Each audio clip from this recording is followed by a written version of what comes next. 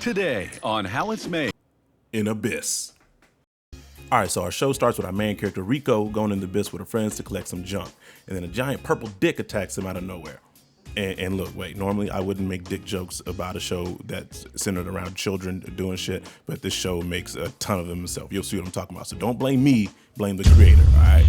Alright. After they escape, they find a weird boy with a helmet and a like robot arm or whatever. So they bring him back to the crib and they wake him up. But it turns out he's got amnesia. He don't remember shit. They live in an orphanage, apparently in a place with no child labor laws, so they're not supposed to have anything from the abyss in their rooms or with them. So before they get caught, they sneak out with Reg. Reg is now the name of the robot, if you didn't know.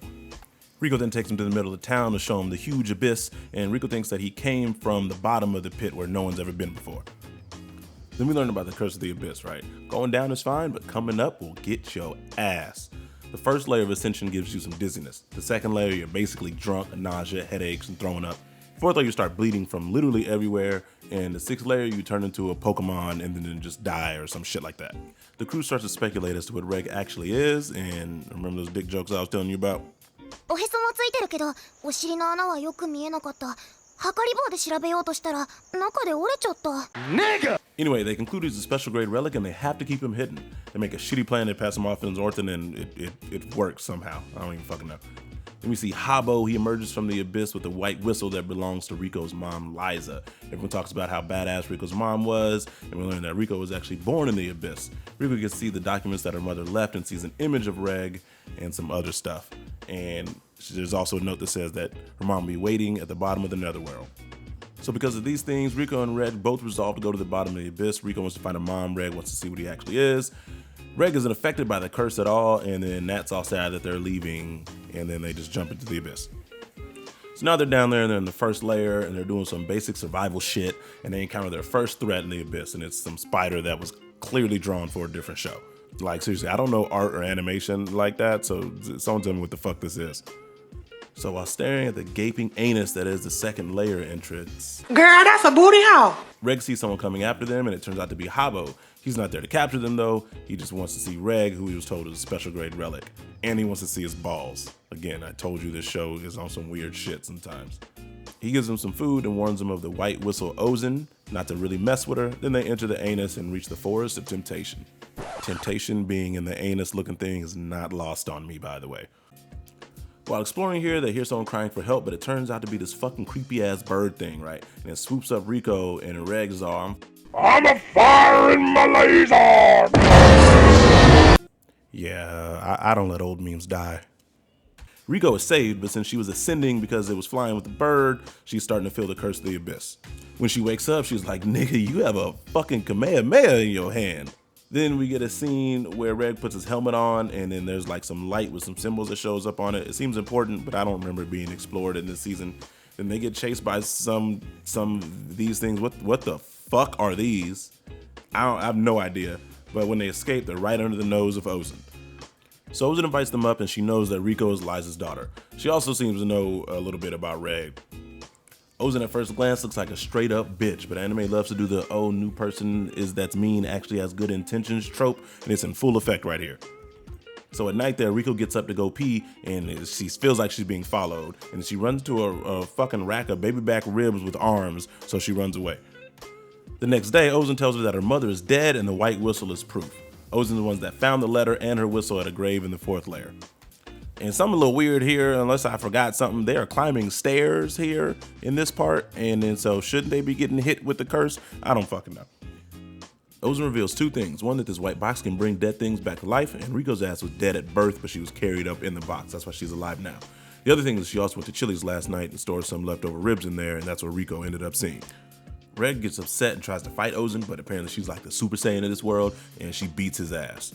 She almost makes him shoot his laser at Rico, but he saves it at the last second. Then, after thoroughly beating their ass, Ozen's like, yeah, I'm just playing, y'all. Your mom's alive, and I'ma train you. After that, we see a small flashback where Ozen became the teacher for Rico's mom. Then we see Ozen take Rico and Reg out to the wilderness to survive for 10 days. Reg is now forbidden from using his laser for those 10 days, and she reveals that it makes him pass out for 2 hours no matter what he does. So they're having a good old time surviving and shit while they're being watched for their competency. And then Ozen has another flashback where she shows Eliza's getting married and she got pregnant, and then Rico was born, and the rest of the squad down there was dead, so they had to ditch the relic to save Rico and bring her body up. Once their training is complete, they have a meal with Ozen, and Ozen tells them that the time moves slower down in the depths, and because of this, their mom is most likely still alive. She also reveals that the letter her mom wrote is not actually from her mom at all. Before the two depart, Ozen gives them the blaze reap. It's a fucking fire pickaxe. It's kind of dope. And right after they leave, we get another flashback where Eliza says how much she loves her child, and we see her face for the first time. So now Rico and Reg find themselves going down this huge shaft with some weird ass creatures in it. Reg hesitates to use his palm blast shit because he will pass out, but he is forced to, which leaves Rico all alone to face everything. And the purple flying dick is back. Reg finally passes out, so Rico is forced to drag him along, but then she falls into a booty hole. Turns out that something ate them, but she cuts it open from the inside and she escapes. Then she is faced with an upward slope, but she can't turn back, meaning them damn stairs should have fucked her ass up earlier. But I digress. She's getting hit with a curse and she starts hallucinating hard. When she comes back too, though, the purple dick shows up. At the same time, Reg wakes up, so he does some Monster Hunter shit and hits it in the face and makes the dick flee. They have a cute little heart-to-heart, and then they see the opening for the fourth layer. This is where shit starts to get real, alright? Reg feels like they're being followed, and then they're face-to-face with this spiky dog thing, and it completely fucks them up. It can predict their movements, and there's deadly poison in its spines. And speaking of spines... yeah, so Rico ass about to die. Now Reg is forced to decide between firing his shit and falling asleep and leaving her, or taking her up, climbing to get out of the way, but then she's gonna get the curse of the abyss. And if you remember, the fourth layer is about bleeding out all your motherfucking orifices. Rico then yells at him to just take him up, she'll deal with it. And that's when this cute ass show gets real fucking sick. She really is bleeding from everywhere. Her hand looks like a damn watermelon. And she starts telling him to cut off her arm to stop the poison. And they really making it look like girl dying, man. Like this show really didn't give a fuck about the tone that it set for the 9 episodes before this. Anyway, he snaps her arm on a rock and starts cutting in to try and take her arm off. And at first she was painfully coaching him through it, but now she ain't breathing no more. Then Bunny Senpai comes up out of nowhere and says she saw everything. Rico's still alive and she knows how to save her. So Reg gives her mouth to mouth, and then they go to Bunny Senpai's house. So Bunny's name is Nanachi, and she's a hollow. And she's here to start helping save Rico the correct way. She also reveals that she's the one that's been following them the whole time. Also, she's got a companion that looks like how if you tell a blind kid to like draw a dinosaur or something, this is what will come up. Bunny tells Reg that she's basically living proof that you can come back from the 6th floor alive. And so she's basically a Pokemon like we talked about earlier. She says in order to save Rico, Reg needs to go out and get all these ingredients and shit. And while Rico's resting, Bunny Senpai's creepy friend is about to devour her. Like, that nigga looks hungry to me. Reg tries to get her to stop eating Rico, but Bunny says that she doesn't even attack humans. She just really likes Rico. Bunny says that her friend has the ability to neutralize any and all poisons. Bunny Senpai also knows how to avoid the curse, and Reg says he'll do anything to learn it, so she tells him. She explains it's like a fabric above you that piles on as you continue to go up. When you break through the fabric, you feel the effects of it. If you happen to break it with a finger or something non-vital, then it will hardly affect you at all. She also explains that the force field is sensitive to movements, and that's how the beasts of the abyss can sense it, and that's how they predict people's movements. They really can't read the future.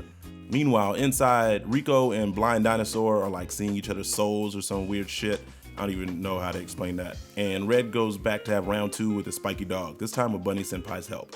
He grabs a hold of the dog and shoots it, but dog dodges and escapes, right? Then after that, Bunny Senpai reveals the things she wants from Reg. She wants Reg to kill her friend, Blind Dinosaur. That's some deep shit, man. So Reg passes out from using his laser, and then we get some lore. Alright, so when Bunny Senpai was a person, she was an orphan, as White Whistle came and took some of them to help with raiding the abyss, right? Now when Blind Dinosaur was a person, she was also there too. They became fast friends. So all the kids are in this room, and the White Whistle periodically comes to take a kid, and they never seem to return. Bunny and Dino are the last ones, and they come and take Dino, and then Bunny sneaks out to see what happened because she's all alone, right? Bunny then hears them say that they're exposing kids to the curse and they can never return, so she tries to go save Blind Dinosaur, but a White Whistle pulls up and throws her in the tube with her. He reveals they're experimenting with these chambers to send the curse to one side, saving the person on the other side. When they're sent down, there's a bunch of blind dinosaurs down there, and then when they go back up, this is some sad shit, man. I can't even convey how fucked up this was. But basically, this is how Blind Dinosaur came to be, and this is how Bunny Senpai got turned into her bunny form. She then learns that Blind Dinosaur getting the curse twofold has rendered her immortal. They've been trying to kill her in so many different ways, but she just won't die, and it's basically torturing her. This is also why she can neutralize any poison and is helping out Rico. Bunny Senpai then takes her away so she doesn't have to suffer at the hands of the White Whistle Nymph anymore, but she's been looking for a way to kill Dino because she doesn't want her to have to exist in prison in a body like that. Red says he needs time to think about that request, and then Bunny says that when she dies, Blind Dinosaur will be all alone, trapped like that, and that Red should help set her free. So then he agrees to it. They put Blind Dinosaur around all her stuff, and Red is about to fire on her ass, and Bunny stops to go comfort Dino, saying that they'll always be together. But these are just pretty lies, man. Red then blasts her ass. I shed a real nigga tear, and Bunny is reasonably distraught.